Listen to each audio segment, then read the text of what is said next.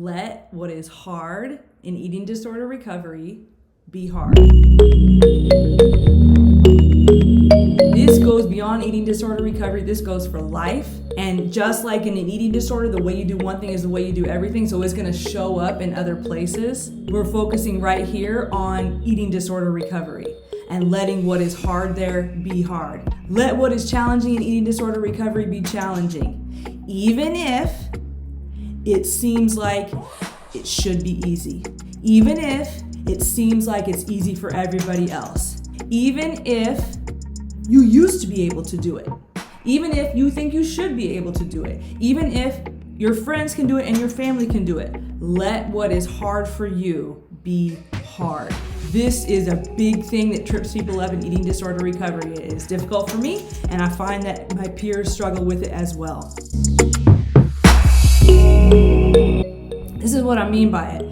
If there's any sort of eating disorder recovery skill or any sort of eating disorder recovery practice, what I notice is that peers will be really hard on themselves, really down on themselves, and like, well, I don't understand why I can't do it. I should be able to do this. It becomes a point of frustration. So instead of being with the thing that's difficult, you get caught up in your mind about it. I should be, instead of acknowledging what is, which is that it is difficult for me. The idea and the thought, just like yesterday we were talking about judgments, when you don't notice those, then they end up causing more suffering and restricting more space and making eating disorder recovery more difficult. So the same thing here. If you're not allowing what is already hard and difficult for you to be hard and difficult, then it's going to make eating disorder recovery more hard and difficult. Here's what it looks like if you're not allowing for things that are difficult for you to be difficult. It is a way of stopping your own flow. When you are not allowing for what is difficult and difficult for you to just be that, you're stopping your own flow and you're creating resistance. You're not acknowledging what actually is, and it's making a more tighter experience for you. So just notice what is difficult for you, and if you have a resistance to just acknowledging that to yourself, that dang, this is really hard for me. And usually the resistance is because we're judging it based on what we think we should be able to do, what people have told us we should be able to do, and what we think we see society doing. If something is difficult for you, it is difficult for you. It is not a mistake. It is real because it is. This comes back to trusting your own experience.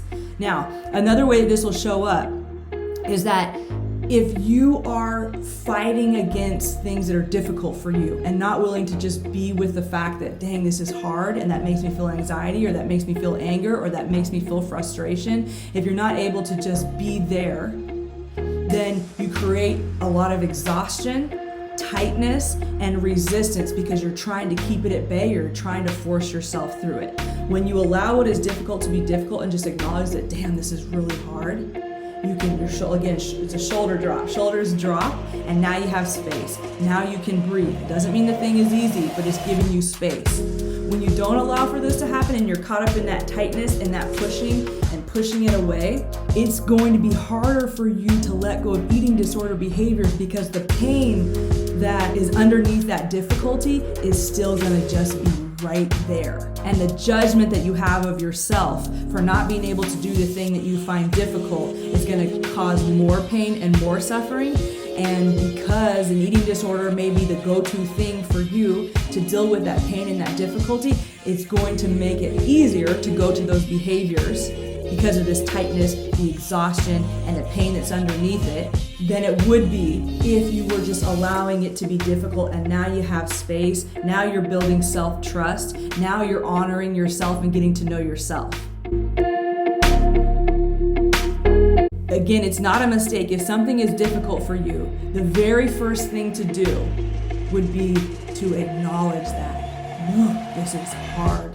This is hard. And if you have a judgment about, well, she's able to do it and they're able to do it and Z's able to do it and I can't do it, and I notice I have judgment about that, bring that presence to that as well, okay? And I'm having judgment about that. It seems like everyone else can do this but me. I'm feeling shame about that, and allow that to be. And as much as you have capacity, because obviously just like anything else in recovery, you cannot force this process. As much as you have capacity for, you start honoring what your experience is in the moment. If something is difficult, you're honoring that, and you're honoring the feelings that it brings up that you can't do it in the moment. Again, it's not a mistake. Your experience is sacred.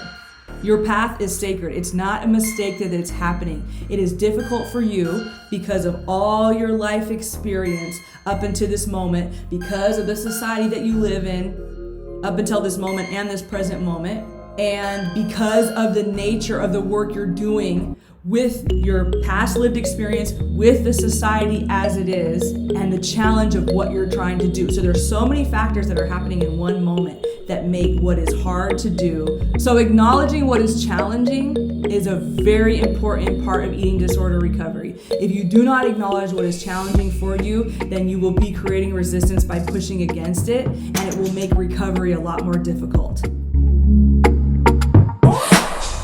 Here's the thing too, it's just like noticing judgment. It's never too late to notice when you are fighting against something that's difficult for you. So if you've been fighting against something that's difficult and not allowing yourself to just be with the difficulty, it's never the wrong time to start noticing. So you can notice at any time. Just like if you're caught in a circle of judgment. If you're judging yourself, and then you're judging yourself for judging yourself, and it's a cycle and a cycle, it's never too late to just notice, oh, I'm caught in judgment. That takes you out of the cycle.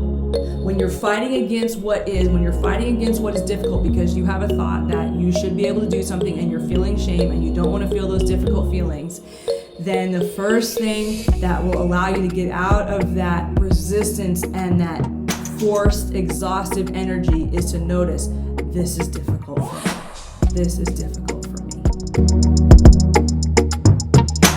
Let's use an example, because this has actually happened in peer counseling where we had this discussion. A good example is fear foods. If you look at things that are fear foods, you may have judgment. Why can't I just eat, let's say it's a piece of bread. Why can't I just eat this bread? Why can't I just eat this bread? Like, I know I just need to eat it. Why can't I just eat it? So you see how in that example, eating the bread is hard, it's difficult. But what causes more suffering on top of the difficulty is the judgment, is the not allowing for the fact that this is challenging for me. Is the not allowing for the fact that you're having judgment about the fact that, somewhere else they would be happy to have this piece of bread. Why can't I just eat it? Or it's not the biggest deal, like, what's my problem? Why can't I figure it out? So just noticing that these judgments are here and then allowing what is difficult to be difficult. So allowing for the fact that eating bread is difficult for you. So when you acknowledge that, dang, eating bread is difficult for me, what you're doing is you're bringing presence to your situation, you're honoring your experience, and you're allowing for feelings to come up, and you're allowing for openness, all practices of recovery. And now you're giving yourself choice. This is hard for me. I can choose right now to, you're already making a choice. You're choosing to honor this is difficult. And then you can choose, is this a difficulty that I have capacity to be with right now? Do I need a little bit more time to work up to engaging in this difficulty, in this case, eating bread? You give yourself some options, and in the process, you're honoring yourself. And that's where the recovery magic is happening, because you're, one, bringing presence. Anytime you're bringing presence to any situation, you're doing recovery work.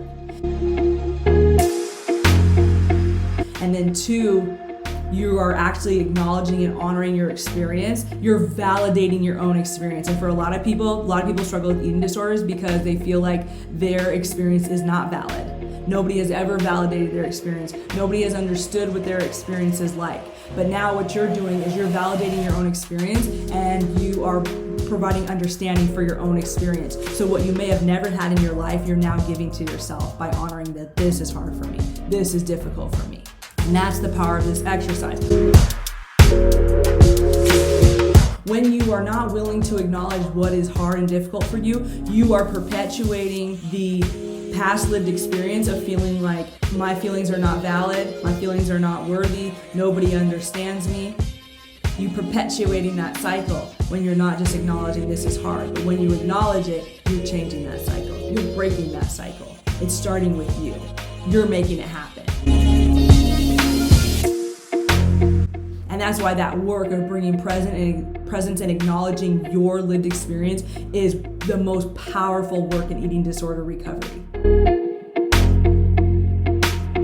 Just like I was talking about today, if you watch my stories about the plants, if you want a plant to thrive, you have to get to know it. You have to know its ins and outs. You have to know what kind of lighting it likes, what kind of water it likes, what temperature it likes, what kind of soil it likes, what kind of placing it likes. You have to get to know it. It's the same thing with yourself. If you want to thrive as you have to get to know you. And that means knowing what is difficult and hard for you. That's where change becomes possible. That's where space opens up for infinite possibilities and transformation. And part of that is the difficult work, because it is difficult, of acknowledging, damn, this is hard for me. It seems like everyone else is easy at it, but damn, it's hard for me. You could take something outside of eating disorder recovery specific behaviors. We could say socializing or talking to people. Damn, it seems like people have an easy time talking to people, but it's really hard for me. I get really nervous. Okay? Honor that. It's hard for you. It's hard for me. Honoring that, acknowledging that, making space for that, allowing for the anxiety that may bring up. That is this practice of allowing what is hard to be hard. And I really feel uncomfortable that I use hard because I feel like it's a little bit of a sexual innuendo. I think that's why there was a few guys that popped on here that I did not recognize. So I need to be careful about that next time. Hey, learning, this is like eating disorder recovery, learning in the process, making mistakes, learning in the process. Allow for what is challenging to be challenging.